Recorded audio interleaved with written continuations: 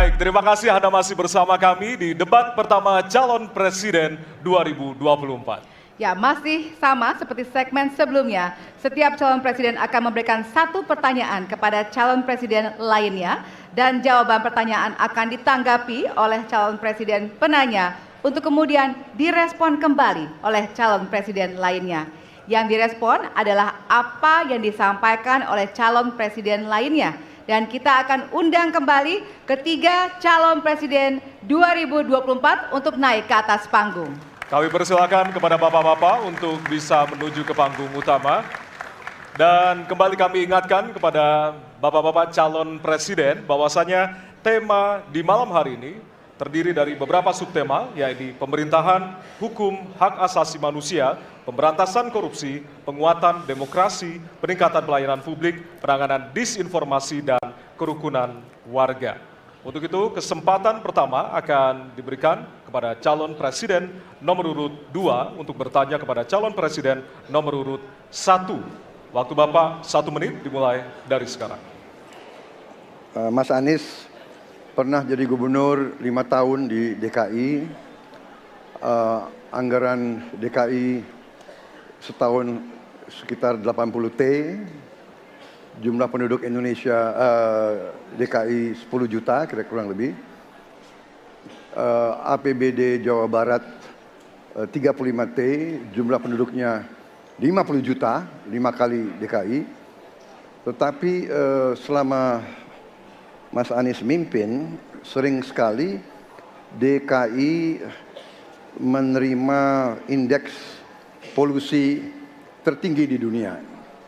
Bagaimana dengan anggaran 80 T, Pak Anies sebagai gubernur tidak dapat berbuat sesuatu yang berarti untuk mengurangi polusi? Terima kasih. Waktunya masih ada, Bapak? Sudah cukup? Baik, kita akan lanjutkan pada calon presiden nomor urut 1. Kami beri kesempatan untuk menjawab pertanyaan selama 2 menit, dimulai dari sekarang. Pak Prabowo, terima kasih atas pertanyaan yang bagus, tetapi kurang akurat. Saya akan jelaskan, Pak. Ketika satu daerah mengatakan di tempat kami tidak ada COVID, di tempat kami COVID banyak, lalu yang tidak ada COVID kami tanya, kenapa tidak ada COVID? Nah, kami nggak punya alat testing, Pak. Karena tidak punya alat testing, maka tidak ada COVID. Yang punya alat testing, maka ada COVID. Okay? Saya tidak tanya COVID, saya tanya polusi. Boleh saya selesaikan dulu? Ya. Jadi, apa yang terjadi? Di Jakarta kami memasang alat pemantau polusi udara. Bila masalah polusi udara itu bersumber dari dalam kota Jakarta, maka hari ini, besok, minggu depan konsisten selalu akan kotor. Tapi apa yang terjadi? Ada hari di mana kita bersih, ada hari di mana kita kotor. Ada masa minggu pagi, Jagakarsa sangat kotor. Apa yang terjadi? Polusi udara tak punya KTP. Angin tak ada KTP-nya. Angin itu bergerak dari sana sini. Ketika polutan yang muncul dari pembangkit listrik, tenaga uap, mengalir ke Jakarta, maka Jakarta punya indikator, karena itu Jakarta mengatakan ada polusi udara. Ketika anginnya bergerak ke arah Lampung, ke arah Sumatera, ke arah Laut Jawa, di sana tidak ada alat monitor, maka tidak muncul. Dan Jakarta pada saat itu bersih. Kalau problemnya dari dalam kota saja, maka konsisten tiap waktu. Ya, kita punya masalah polusi. Karena itu kita kerjakan dengan apa? Kita lakukan, Pak. 1, dengan pengendalian emisi dari kendaraan bermotor. Dan pengujian emisi sekarang wajib. Yang kedua, elektrifikasi kendaraan umum. Yang ketiga, konversi kendaraan umum. Dan dulu yang naik kendaraan umum hanya 350.000 per hari, sekarang 1 juta per hari. Jadi itu kita kerjakan untuk menangani soal polusi di Jakarta. Baik. Masih ada waktu, Bapak? Cukup? Ya. Kami persilakan kepada calon presiden nomor urut 2 untuk kemudian menanggapi jawaban dari calon presiden nomor urut 1. Waktu Bapak 1 menit dimulai dari sekarang. Ya, susah kalau kita menyalahkan angin dari mana saja, ya. Jadi saya bertanya dengan anggaran segitu besar, jumlah penduduk, ya, langkah-langkah yang bisa dilakukan untuk dengan real dalam 5 tahun mengurangi polusi, juga di mana rakyat Jakarta begitu banyak yang mengalami sakit pernafasan Jadi saya kira kalau kita dengan gampang menyalahkan angin, hujan dan sebagainya, ya mungkin tidak perlu ada pemerintahan kalau begitu, ya. Terima kasih. Ya. Masih ada waktu? Akan menambahkan? Cukup. Cukup. Baik. Baik, selanjutnya kami berikan kesempatan kepada calon presiden nomor urut 1 untuk menanggapi tanggapan dari calon presiden nomor urut 2. Waktunya 1 menit, dimulai dari sekarang. Ya, inilah bedanya yang berbicara pakai data, yang berbicara pakai fiksi. Oke? Ini pakai data. Jadi ketika ditunjukkan, ya memang ada sumber polutan dari dalam kota. Tapi kalau sumber polutan itu hanya dari dalam kota, maka Pak pakai logika sederhana sekali. Jumlah motor dari hari ke hari sama, jumlah mobil dari hari ke hari sama. Maka harusnya angka polusinya sama setiap waktu. Betul tidak? Tapi jumlah motor sama, jumlah mobil sama, ada kita sangat polusi. Ada sisi sangat ada polusi. Nanti kalau perlu saya kirimkan gambar satelitnya kepada Bapak supaya Bapak bisa menyaksikan. Dan inilah mengapa kita mengambil langkah itu pakai ilmu pengetahuan, pakai data dan menggunakan saintis untuk terlibat. Kalau tidak pakai itu, maka nggak akan ada langkah yang benar. Dan ini kemudian saya teruskan, Pak, bagaimana pengendalian itu dikerjakan untuk dalam Jakarta. Jika saya terpilih presiden, maka yang luar Jakarta saya kendalikan juga, Pak. Baik. Terima kasih. Ya. Dan selanjutnya kami akan beri kesempatan bertanya yang tentunya akan diberikan kepada calon presiden nomor urut 3 untuk bertanya ke calon presiden nomor urut 2. Waktu Bapak 1 menit dimulai dari sekarang. Izinkan saya harus membaca data untuk mengingatkan.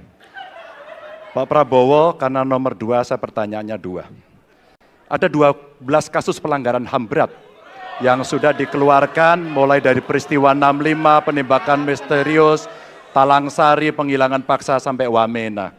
Dan saya ingatkan tahun 2009, DPR sudah mengeluarkan 4 rekomendasi pada saat itu kepada Presiden. 1, membentuk pengadilan HAM ad hoc. Yang kedua, menemukan 13 korban penghilangan paksa. Yang keempat, memberikan kompensasi dan pemulihan. Dan yang keempat, meratifikasi konvensi anti penghilangan paksa sebagai upaya pencegahan. Pertanyaan saja 2. Kalau Bapak ada di situ, apakah akan membuat pengadilan HAM dan membereskan rekomendasi DPR? Pertanyaan kedua, di luar sana menunggu banyak ibu-ibu, apakah Bapak bisa membantu menemukan di mana kuburnya yang hilang agar mereka bisa berziarah? Saya persilakan.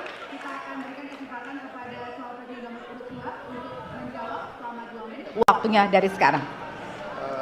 Pak Ganjar tadi justru Anda sebut tahun 2009 kan? Ya. Jadi sekian tahun yang lalu kan? Betul. Dan masalah ini ditangani justru oleh wakil presiden Anda. Ya. Ya. Jadi apalagi mau ditanya kepada saya? Saya sudah menjawab berkali-kali, ada rekam digitalnya. Saya sudah jawab berkali-kali. Tiap 5 tahun kalau polling saya naik, ditanya lagi soal itu.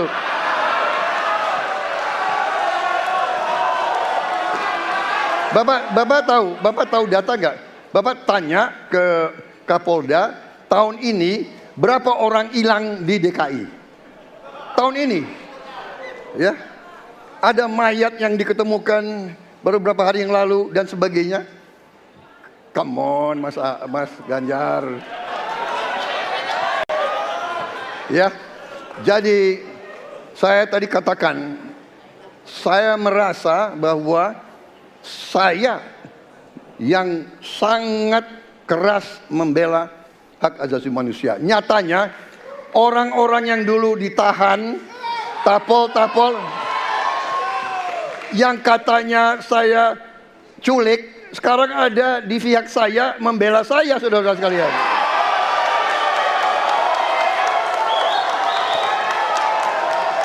Jadi masalah HAM jangan dipolitisasi, Mas Ganjar, ya. Menurut saya, ya. Saya kira begitu jawaban saya. Masih ada waktu, Dan Bapak? kedua, Pak. Akan menambahkan? Cukup. Cukup, baik. Dan selanjutnya kami persilakan kepada calon presiden nomor urut 3 untuk menanggapi jawaban dari calon presiden nomor urut 2. Waktu Bapak 1 menit, dimulai dari sekarang. Prabowo ini punya ketegasan yang luar biasa. luar biasa. Tapi sayang pada dua jawaban ini sama sekali tidak punya ketegasan itu. Kenapa saya sampaikan? Pertanyaan saya sebenarnya satu, apakah kalau Bapak jadi presiden akan membuat pengadilan HAM? Pertanyaan nomor kedua, apakah Bapak bisa menemukan, menunjukkan, membantu pada keluarga agar kemudian mereka bisa berziarah? Dua ini sama-sama tidak dijawab.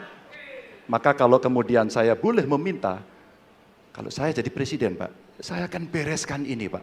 Agar kemudian dalam kontestasi pilpres berikutnya, ini tidak akan muncul lagi karena presidennya tegas menuntaskan pekerjaan itu pada eranya. Terima kasih. Waktunya masih ada, Bapak? Cukup. Cukup. Baik, kita berikan kesempatan kepada calon presiden nomor urut 2 untuk menanggapi tanggapan dari calon presiden nomor urut 3. Waktunya 1 menit dari sekarang. Loh kok dibilang saya tidak tegas? Saya tegas akan menegakkan hak asasi manusia. Masalah yang Bapak tanyakan agak tendensius. Kenapa yang 13 orang hilang pada saat itu ditanya kepada saya? Itu tendensius Pak Ganjar, ya. Itu tendensius. Dan wakil Bapak yang mengurus ini selama ini. Jadi kalau memang keputusannya mengadakan pengadilan HAM, ya kita adakan pengadilan HAM. Nggak ada masalah. Ya. Baik. Sudah Pak? Masih ada waktunya waktu? Pak? Sudah cukup Ya. Pak Prabowo? Namanya usaha. Terima kasih. Sudah cukup? Baik. Oke. Ya, dan Harap selanjutnya tenang. kita akan menuju ke pertanyaan dan kali ini kesempatan bertanya akan diberikan kepada calon presiden nomor urut 1 untuk kemudian bertanya kepada calon presiden nomor urut 3. Waktu Bapak 1 menit dimulai dari sekarang. Ada dua peristiwa yang menarik perhatian dan perlu kita bahas di sini. Oke. Peristiwa Kanjuruhan dan peristiwa kilometer 50. Di situ proses hukum sudah dijalankan, tetapi rasa keadilan masih belum muncul. Pada saat ini kita menyaksikan masih banyak pertanyaan, bahkan keluarga-keluarga korban masih mempertanyakan. Karena itu, saya ingin bertanya kepada Pak Ganjar. Saya posisinya adalah ini harus dituntaskan. Ini harus bisa menghadirkan rasa keadilan. Bukan saja soal legalnya yang sudah diselesaikan. Saya ingin tanya posisi Pak Ganjar di dalam dua peristiwa ini. Terima kasih. Waktunya masih ada Bapak? Sudah cukup? Oh, udah cukup. Baik. Baik. Terima kasih kepada calon presiden nomor urut 3. Kami berikan kesempatan untuk menjawab selama 2 menit. Waktunya dimulai dari sekarang. Terima kasih Mas Anies. Saya kira dua isu itu menjadi public talks. Kanjuruhan. Kita bisa bertemu dengan para pencari fakta. Kita bisa melindungi korban. Kita bisa membereskan urusan mereka dari sisi keadilan korban. Termasuk di kilometer 50. Ketika kita bisa bereskan semuanya, maka kita akan naik dalam satu tahap. Apakah kemudian proses legal dan kemudian mencari keputusan yang adil bisa dilakukan? Jawaban saya, bisa. Jadi dalam pemerintahan ini mesti berani untuk tidak lagi menyandra persoalan-persoalan masa lalu sehingga berlarut-larut. Sehingga apa yang terjadi ketika muncul terus-menerus akan menjadi sensi. Sensi terus, karena tidak pernah ada keputusan. Maka cara-cara ini mesti dihentikan dan kita mesti berani tegas. Kadang-kadang kita juga mesti harus berpikir dalam situasi yang lebih besar. Mari kita ciptakan kembali Undang-Undang KKR. Mari kita hadirkan kembali Undang-Undang KKR agar seluruh persoalan-persoalan pelanggaran HAM itu bisa kita bereskan dengan cara itu. Sehingga bangsa ini akan maju dan tidak lagi kemudian berpikir mundur karena persoalan-persoalan seperti itu yang tidak pernah dituntaskan. Kita harus tuntaskan itu. Baik. Masih tersisa waktunya Bapak? Cukup. Cukup? Baik. Ya, dan kami silakan kepada calon presiden nomor urut 1 untuk menanggapi jawaban dari calon presiden nomor urut 3. Ya. Waktu Anda 1 menit, Bapak. Ya, jawabannya kurang komprehensif karena masalahnya lebih kompleks dari itu, Pak Ganjar. Tapi izinkan saya sampaikan, untuk seperti ini minimal saya melihat harus mengerjakan minimum 4 hal. Satu adalah memastikan bahwa proses hukum menghasilkan keadilan. Yang kedua, ungkap seluruh fakta sehingga kebenaran menjadi pengetahuan semua, termasuk closure bagi keluarga. Yang ketiga, korban, harus ada kompensasi. Clear. Dan yang keempat, negara harus memberikan jaminan bahwa peristiwa-peristiwa seperti ini tidak boleh berulang kembali. 4 harus dikerjakan. Nah, saya kemudian melihat untuk itu bisa dikerjakan, maka kita tidak bisa abu-abu seperti yang tadi disampaikan. Saya melihat kalau begitu 4 ini harus dilakukan, berarti yang pertama mungkin kita harus melakukan investigasi ulang, melakukan review. Kita harus menyelamatkan institusi, memastikan bahwa institusi itu selamat. Saya ingin tahu apakah Pak Ganjar sependapat dengan pandangan saya. Terima kasih Pak Ganjar. Baik. Waktunya habis, selanjutnya kami berikan kesempatan kepada calon presiden nomor urut 3 untuk menanggapi tanggapan dari calon presiden nomor urut 1. Waktunya 1 menit dari sekarang. Soal komprehensi atau tidak komprehensif terkait dengan itu selera dan subjektif. Dari 4 hal tadi itu, saya kira hampir semua pelindungan korban dilakukan. Saya sampaikan pencari fakta sudah pernah ada. Kalau kemudian tidak terjadi, tidak boleh terjadi lagi, saya kira itu value yang mesti dicontohkan. Kita kerjakan semuanya. Saya orang yang tidak pernah abu-abu. Hitam, putih, sat-set. Kami tidak pernah ragu-ragu, kami tidak pernah abu-abu, maka kami pun tadi mengklarifikasi pertanyaan kepada pasangan calon nomor 2, karena kami bukan orang yang menunda pekerjaan, menggantung pekerjaan untuk kemudian menjadi komoditas. Saya selesaikan itu. Masih ada waktunya Bapak? Akan Cukup. ditambahkan? Baik. Ya, dan kita berikan apresiasi kepada 3 calon presiden yang tadi sudah berdebat dan saling bertanya di kesempatan malam hari ini, Pak. Ya, selanjutnya kami persilakan kepada Bapak-Bapak untuk kembali ke tempat duduk. Kami persilakan Bapak untuk kembali ke tempat duduk semula. Hadirin, harap tenang, kita akan masih lanjutkan acara. Hadirin harap tenang. Ya. Hadirin harap tenang. Baik. Segmen selanjutnya kita akan mendengarkan pernyataan pamungkas dari masing-masing calon presiden. Untuk itu tetaplah bersama kami di debat pertama calon presiden 2024.